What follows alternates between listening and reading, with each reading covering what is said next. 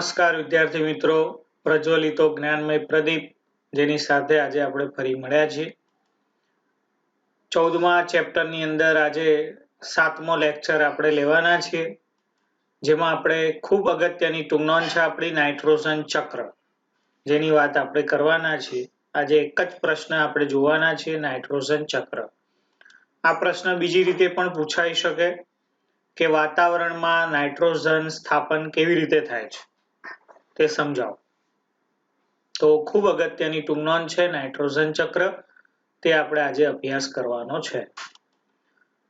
તો નાઇટ્રોજન ચક્ર ની ટૂંકનોંધ અથવા તો વાતાવરણમાં નાઇટ્રોજન સ્થાપન કેવી રીતે થાય છે સમજાવો। તો વાતાવરણમાં નાઇટ્રોજનનું જે પ્રમાણ છે, નાઇટ્રોજન એક વાયુ છે અને તેનું પ્રમાણ છે 78%। વાતાવરણમાં રહેલા અનેક વાયુઓ માનો એક આ વાયુ છે જે સજીવોને જરૂરી છે, પરંતુ ઓક્સિજન છે જે આપણે ડાયરેક્ટ લઈએ છીએ, તેમ નાઇટ્રોજન આપણે ડાયરેક્ટ વાતાવરણમાંથી લઈ શકતા નથી। જે ઘણા બધા અણુના ઘટક તરીકે આપણે તેનો ઉપયોગ કરીએ છીએ, એટલે સજીવો માટે આ વાયુ જરૂરી છે, પણ તેનો આપણે વાતાવરણમાંથી સીધો ઉપયોગ કરી શકતા નથી। તેને આપણે ઘણા અણુના ઘટક તરીકે તેનો આપણે ઉપયોગ કરતા રહેલા છીએ, જેમ કે પ્રોટીન છે, ન્યુક્લિક એસિડ છે અને કેટલાક વિટામિન્સ છે, કે આ દરેકની અંદર નાઇટ્રોજન રહેલો છે અને એ નાઇટ્રોજન આપણા અસ્તિત્વને ટકાવવા માટે, સજીવના શરીરની રચના માટે, તેના બંધારણ માટે તે ખૂબ અગત્યનો છે અને તે આવશ્યક છે। નાઇટ્રોજન બીજા અન્ય જૈવિક અણુઓ જેમ કે બંધારણીય ઘટક તરીકે પણ મળી આવે છે, જેમ કે આલ્કેલોઇડ અને યુરિયા, જે યુરિયા ખાતર છે, એમાં પણ આપણને તે નાઇટ્રોજન એક બંધારણીય ઘટક, એક જૈવિક અણુ તરીકે આપણને તે મળી આવે છે। નાઇટ્રોજન બધા જ પ્રકારના સજીવો માટે આવશ્યક છે અને એટલા માટે તે પોષક તત્વ પણ કહે છે। નાઇટ્રોજન સજીવોના પોષણ માટે આવશ્યક છે। દરેક પ્રકારના સજીવો માટે નાઇટ્રોજન આવશ્યક છે, જરૂરી છે। નાઇટ્રોજન જો શરીરમાં ના હોય તો બંધારણ જે આપણું થાય છે, શરીરની જે રચના થાય છે, તે અટકી જાય અને એટલા માટે સજીવના અસ્તિત્વને ટકાવવા માટે, સજીવના બંધારણ માટે તે અગત્યનો ઘટક છે અને પોષણ ઘટક કહેવાય, પોષણ તત્વ કહેવાય। એટલે નાઇટ્રોજન એક પ્રકારનું પોષક તત્વ તરીકે આપણે ઓળખીએ છીએ। તો બધા જ સજીવો અલગ અલગ સ્વરૂપ દ્વારા નાઇટ્રોજનનો વાતાવરણમાંથી ઉપયોગ કરે છે। નાઇટ્રોજન વાયુ પ્રત્યક્ષ ઉપયોગથી જીવન સરળ થઈ જાય છે, પરંતુ કેટલાક બેક્ટેરિયા સિવાય બીજા બધા જ સજીવો નિષ્ક્રિય નાઇટ્રોજન પરમાણુનું નાઇટ્રેટ્સ અને નાઇટ્રાઇટ્સ જેવા બીજા આવશ્યક અણુઓમાં પરિવર્તન કરવાની ક્ષમતા ધરાવતા નથી।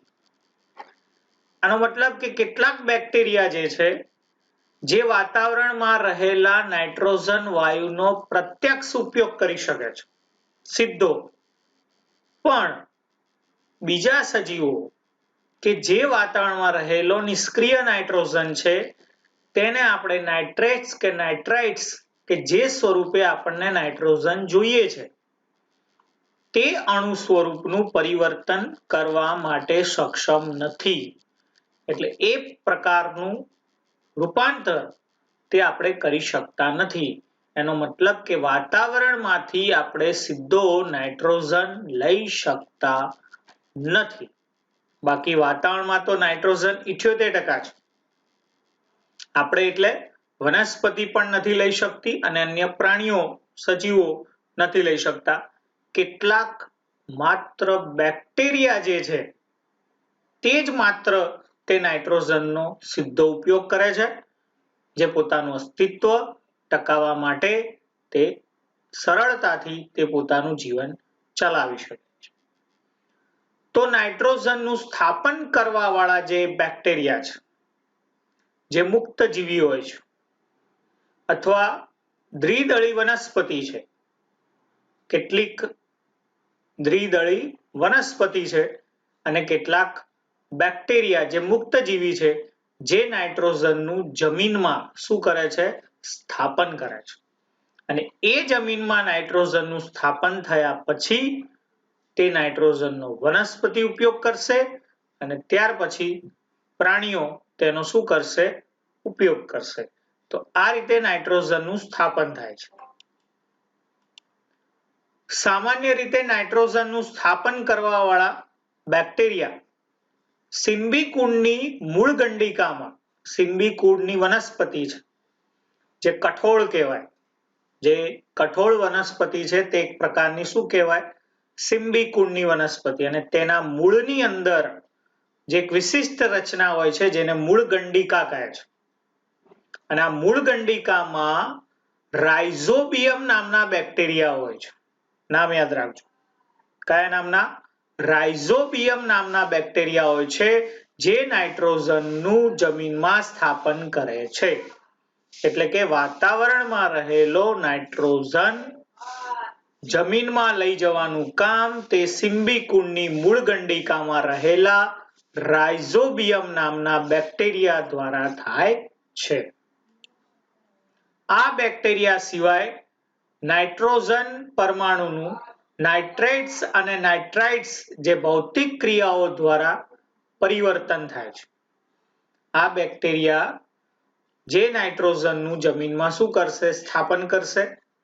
અને એ નાઇટ્રોજનનું નાઇટ્રેટ્સ અને નાઇટ્રાઇટ્સ જે એક પ્રકારના ભૌતિક ક્રિયાઓ દ્વારા તેનું શું થાય છે? પરિવર્તન થાય છે.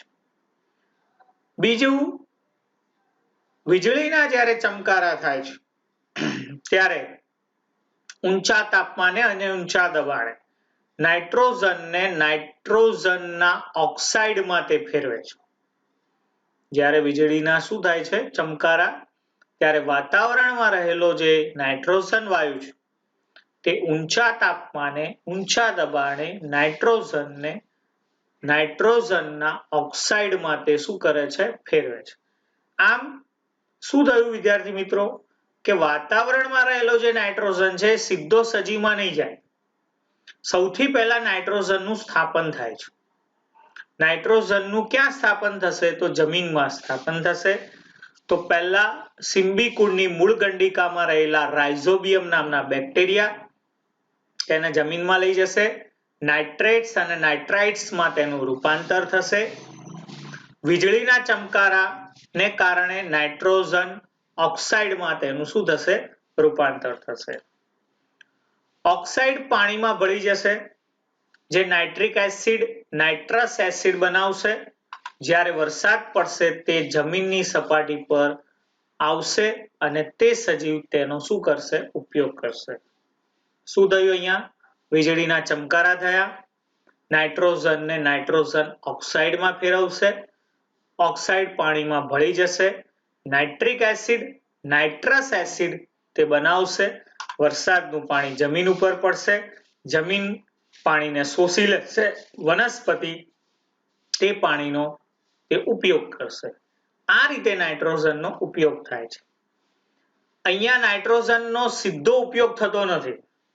વનસ્પતિ જે નાઇટ્રોજનનો ઉપયોગ કરે છે તે નાઇટ્રોજન યુક્ત સંયોજનો બનાવવામાં વપરાયા પછી નાઇટ્રોજન અને સામાન્ય રીતે વનસ્પતિઓ નાઇટ્રેટ્સ અને નાઇટ્રાઇટ્સ સ્વરૂપે તે મેળવે છે. નાઇટ્રોજન જે જમીનમાં છે તે નાઇટ્રોજન નથી, તેનું સ્વરૂપ બદલાઈ ગયું છે. નાઇટ્રોજન યુક્ત સંયોજનો છે, જેમાં કયા સંયોજન છે? નાઇટ્રેટ્સ અને નાઇટ્રાઇટ્સ સ્વરૂપે તે વનસ્પતિ તેનો ઉપયોગ કરશે અને એમાંથી એમિનો એસિડમાં તેનું રૂપાંતર કરશે. ફરીથી એકવાર, જમીનમાં નાઇટ્રોજન ગયો ત્યારે તે નાઇટ્રોજન નથી, તે નાઇટ્રેટ્સ અને નાઇટ્રાઇટ્સ સ્વરૂપે જમીનમાં છે. જમીનમાંથી વનસ્પતિ નાઇટ્રેટ્સ અને નાઇટ્રાઇટ્સ સ્વરૂપે નાઇટ્રોજનનો ઉપયોગ કરશે અને એનું રૂપાંતર એમિનો એસિડમાં કરશે અને એનો ઉપયોગ પ્રોટીન બનાવવા માટે થાય છે. બરાબર, અને તે વનસ્પતિ પોતાના પોષણ માટે અને એ વનસ્પતિને અન્ય સજીવ ખોરાક તરીકે શું કરશે? ઉપયોગ કરશે. આમ વનસ્પતિમાં નાઇટ્રોજન ગયો, પ્રાણીઓમાં નાઇટ્રોજન ગયો. પ્રાણી અને વનસ્પતિનું જ્યારે મૃત્યુ થશે ત્યારે ભૂમિમાં રહેલા અન્ય બેક્ટેરિયા વિવિધ સંયોજનોમાં આવેલા નાઇટ્રોજનનું નાઇટ્રેટ્સ અને નાઇટ્રાઇટ્સમાં પરિવર્તન કરશે. જ્યારે પ્રાણી અને વનસ્પતિનું શું થાય?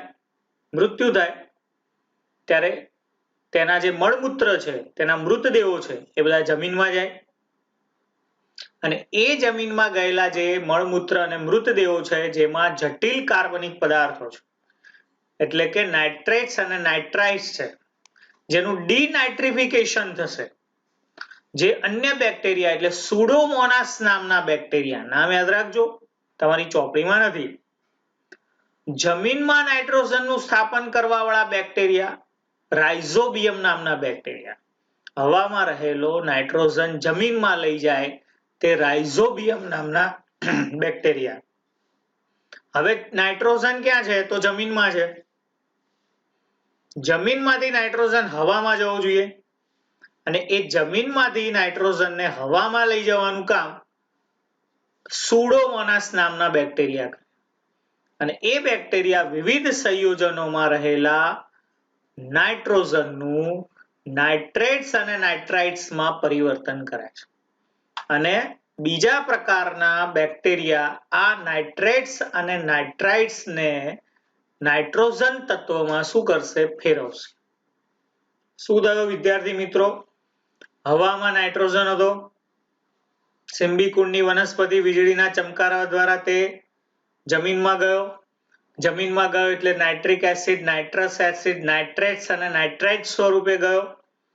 જમીનમાં રહેલા નાઇટ્રોજનનો ઉપયોગ વનસ્પતિ કરશે, નાઇટ્રેટ્સ અને નાઇટ્રાઇટ સ્વરૂપે કરશે. તે વનસ્પતિ એમિનો એસિડ બનાવશે, તેમાંથી પ્રોટીન બનશે. આ પ્રોટીનનો ઉપયોગ પ્રાણીઓ કરશે. આમ વનસ્પતિ અને પ્રાણીઓમાં નાઇટ્રોજન ગયો. હવે કોઈ પણ પ્રાણી હોય, કોઈ પણ વનસ્પતિના મૃત્યુ થાય એટલે એના મળમૂત્ર અને મૃતદેહો જે છે જેમાં નાઇટ્રેટ્સ અને નાઇટ્રાઇટ્સ સ્વરૂપે નાઇટ્રોજન છે જે જમીનમાં જશે અને જમીનમાં ગયા પછી બેક્ટેરિયા દ્વારા તેનું નાઇટ્રેટ્સ અને નાઇટ્રાઇટ્સ માંથી પરિવર્તન થશે અને એમાંથી પાછું નાઇટ્રોજન તત્વમાં ફેરવાશે અને એ નાઇટ્રોજન પાછો ક્યાં જશે? તો હવામાં જશે. આ જે ચક્ર થયું તેને આપણે નાઇટ્રોજન ચક્ર કહીએ છીએ. આ રીતે હવામાં રહેલો નાઇટ્રોજન જમીનમાં ગયો, જમીનમાંથી વનસ્પતિમાં, વનસ્પતિમાંથી પ્રાણીઓમાં, પ્રાણી અને વનસ્પતિમાંથી પાછો જમીનમાં, જમીનમાંથી પાછો પરિવર્તન પામી હવામાં તે જાય છે. આ ફેરફાર, આ જે ચક્ર છે તેને આપણે નાઇટ્રોજન ચક્ર કહીએ છીએ.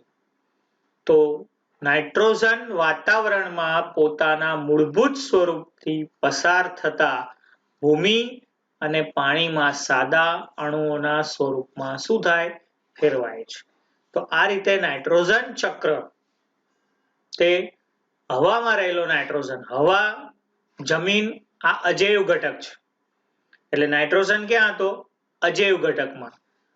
જમીનમાંથી વનસ્પતિ પ્રાણીઓમાં ગયો તો વનસ્પતિ અને પ્રાણીઓ એક જૈવ ઘટક છે. તો અજૈવમાંથી જૈવ ઘટકમાં અને વનસ્પતિ અને પ્રાણીઓમાંથી પાછો જમીનમાં અને જમીનમાંથી પાછો હવામાં. તો આ રીતે અજૈવમાંથી જૈવમાં અને જૈવમાંથી અજૈવમાં જે નાઇટ્રોજન ફરતો રહે છે તે ચક્રને શું કહેવાય? નાઇટ્રોજન ચક્ર તરીકે આપણે ઓળખીએ છીએ.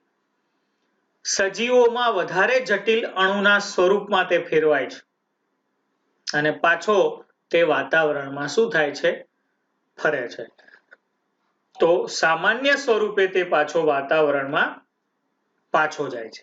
સજીવોમાં તે જટિલ અણુ સ્વરૂપે હોય છે પણ વાતાવરણમાં જ્યારે જાય છે તે સામાન્ય સ્વરૂપ એટલે જે મૂળ નાઇટ્રોજન સ્વરૂપ હતો તે સ્વરૂપે આપણને જતો જોવા મળે છે.